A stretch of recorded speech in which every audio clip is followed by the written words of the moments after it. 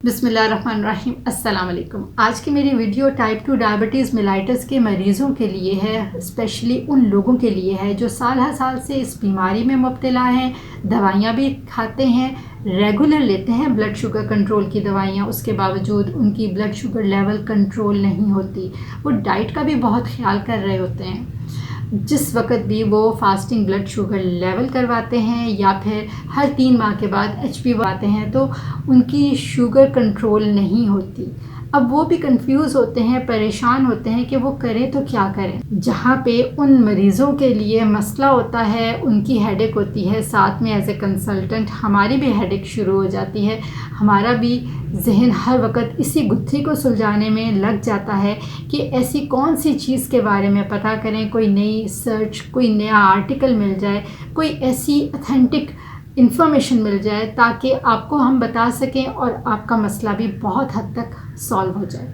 तो ऐसे ही करते करते मैं भी एक आर्टिकल तक पहुंची और एक ऐसी स्टडी को देखते देखते, यानी कि उसको डिग करते करते मैं एक ऐसी चीज़ तक पहुंच गई कि जो कि शुगर लेवल को कंट्रोल करने के लिए बहुत ही खुशाइन बात थी और हमारे खाने पीने की चीज़ों के अंदर वो नॉर्मल रूटीन के अंदर मौजूद होती। ना सिर्फ मैं आपको उन स्टडीज़ रिसर्च का हवाला दूंगी, बल्कि साथ में मैं ये भी बताऊंगी कि ऐसे कौन से उसके अंदर सब्सटेंसेस या कौन से केमिकल्स मौजूद हैं जिसकी वजह से शुगर लेवल कंट्रोल हो जाती है। अब अगर मैं आपसे ये कहूँ ना कि टाइप 2 डायबिटीज़ मेलाइटस क्यों होती है, तो हर कोई जानता है कि type 2 diabetes mellitus usually obesity की वजह से होती है, जेनेटिक्स की वजह से भी हो सकती है। जो लोग बहुत ज़्यादा मोटापे का शिकार होते हैं, 30+ की एज पे जाके ज़्यादा चांसेस होते हैं अगर वो अपना वज़न को कंट्रोल ना करें।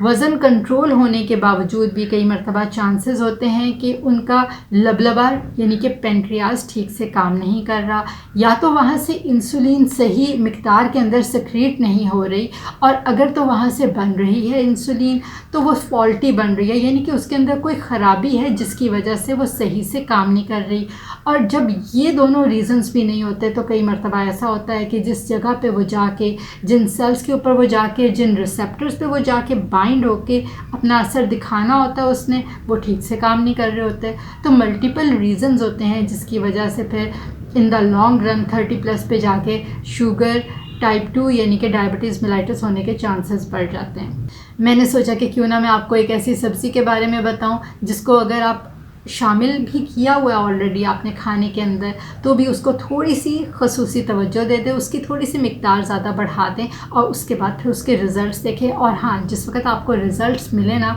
तो हमें कमेंट सेक्शन में भी ज़रूर बताइए। 2010 के अंदर रिपोर्ट आई जिसके अंदर ये देखा गया कि अनियन, जो कि आप आम घर में खानों के अंदर इस्तेमाल होता है, उसको जब स्पेशली लोगों के ऊपर उसका एक नॉलेज देखा गया, एक रिसर्च की गई, स्टडी की गई, तो उसमें ये देखा कि जब अनियन को 100 ग्राम तक उनको रूटीन के अंदर दिया गया तो उनकी 50% से भी कम शुगर कंट्रोल हो गई। इसी तरीके से एक और रिसर्च की गई जो 2016 के अंदर रिसर्च की गई, उसके अंदर भी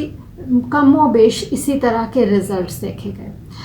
अब यहाँ तक तो सही था, मैंने आपको एक इन्फॉर्मेशन दे दी कि आप अपनी डाइट के अंदर अगर तो अभी तक आपने कोई सीरियसली आप प्याज को शामिल नहीं करते तो आप इसको ज़रूर शामिल करें, और इसको स्पेशली थोड़ा सा आप ज़्यादा तादाद के अंदर, ज़्यादा मिकदार के अंदर इसको अपनी डाइट में इस्तेमाल करना शुरू कर दें। ना सिर्फ आप इसको कच्ची प्याज के तौर पे भी इस्तेमाल कर सकते हैं, खानों में डाल के कर सकते हैं, बल्कि आप इसका अनियन सिरप यानी कि आप इसका एक्सट्रैक्ट भी निकाल के इसको इस्तेमाल कर सकते हैं। अब मेरी ये कोशिश थी कि आपको थोड़ा सा लॉजिकली बताऊं। यहाँ तक तो आपको मैंने बता दिया है कि टाइप 2 डायबिटीज़ मेलाइटस के मरीज़ इस्तेमाल करें। अब जहन में ये भी साथ ख्याल आता है कि भाई रीज़न क्या है जिसकी वजह से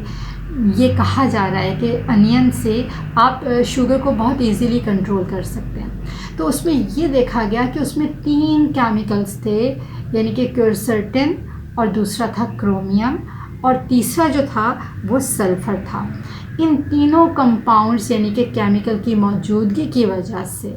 ब्लड शुगर जो है वो सही से काम करती है और इंसुलिन की मिकदार यानी कि निकलने की मिकदार में भी ज़्यादती हो जाती है, और जिन सेल्स के ऊपर जाके इंसुलिन काम करती है यानी कि आपकी छोटी आंत यानी स्मॉल इंटेस्टाइन के ऊपर, आपके लबलबे के साथ इसका जहाँ जहाँ पे भी इसके सेल के रिसेप्टर्स पाए जाते हैं, आपके स्केलेटल मसल्स के ऊपर, उसके अलावा लिवर के ऊपर, डिफरेंट जगह के ऊपर जहाँ जहाँ पे भी इंसुलिन के रिसेप्टर्स हैं वो प्रॉपरली रिस्पॉन्ड करते हैं। और ये रीज़न है अनियन के अंदर मौजूद 3 केमिकल्स, क्वेरसेटिन, दूसरा है क्रोमियम और तीसरा आता है सल्फ़र। तो क्यों ना आप अपनी डाइट के अंदर इसको इंक्लूड करें और इसके हेल्थ बेनिफिट से फ़ायदा उठाएं।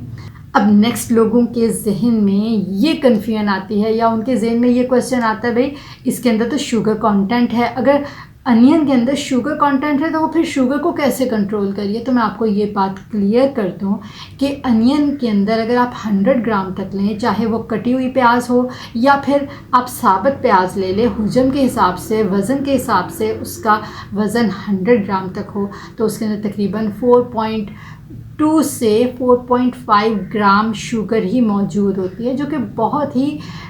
कम क्वांटिटी है। इतने के अंदर आप शुगर के मरीज़ इसको इस्तेमाल कर सकते हैं। बाकी लोगों के जहन में ये भी आता है कि भाई हम अनियन को कटा हुआ खाएं, कच्चा खाएं, हम सलाद के तौर पर इस्तेमाल करें, हम खाने में खाएं, पका कर खाएं, या फिर इसका पानी निकाल के पिए। तो ये आपकी अपनी चॉइस है, आपके टेस्ट बड हैं, जिस तरह भी आपको अपीलिंग लगता है, आपका मन करता है आप खाएं, लेकिन खाएं ज़रूर, ताकि आपकी ब्लड शुगर लेवल भी कंट्रोल रहे। और आप देखिएगा कि इसके इस्तेमाल से आप दवाइयाँ जो ले रहे होते हैं उसके बावजूद भी आपकी जो शुगर लेवल कंट्रोल नहीं हो रही होती, उसके बाद आप खुद उसमें डिफरेंस देखेंगे। उम्मीद करती हूँ कि आज की वीडियो में मैंने आपको जो इन्फॉर्मेशन दी है अनियन के हवाले से, उससे आपकी बहुत हद तक मसला शुगर कंट्रोल ना होने का वो मसला हल हो जाएगा। हमें कमेंट सेक्शन में ज़रूर बताइएगा। जैसे मैंने आपको पहले भी बोला है, इससे हमें भी खुशी मिलती है कि आपका कोई भी हेल्थ इशू वैसे ही सॉल्व हो जाए जिसके लिए आप इतने सालों से तगोदो लगे होते हैं।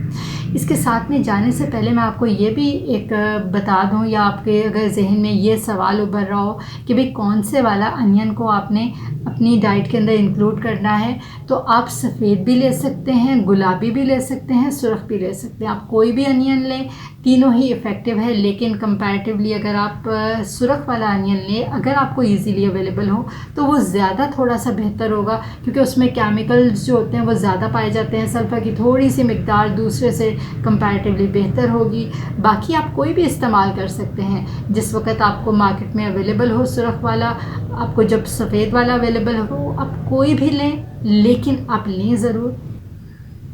जाने से पहले आप हमारे इस चैनल को सब्सक्राइब ज़रूर कीजिएगा, शेयर ज़रूर कीजिएगा अपने फैमिली, फ्रेंड्स और रिलेटिव्स के अंदर, और हमें कमेंट सेक्शन में भी बताइएगा कि आपको और कौन सी नेक्स्ट वीडियो चाहिए, जो आप टॉपिक है, जो आपको प्रॉब्लम पड़ी हुई है हेल्थ इशू से रिलेटेड, ताकि हम वो वीडियो आप तक पहुंचा सके, वो नॉलेज ऑथेंटिक फॉर्म के अंदर आप तक पहुंचा सके, ताकि आपकी हेल्दी लाइफस्टाइल बूस्टअप हो सके। इंशाल्लाह मिलते हैं अगली वीडियो में नए टॉपिक के साथ। अल्लाह ने के बाद।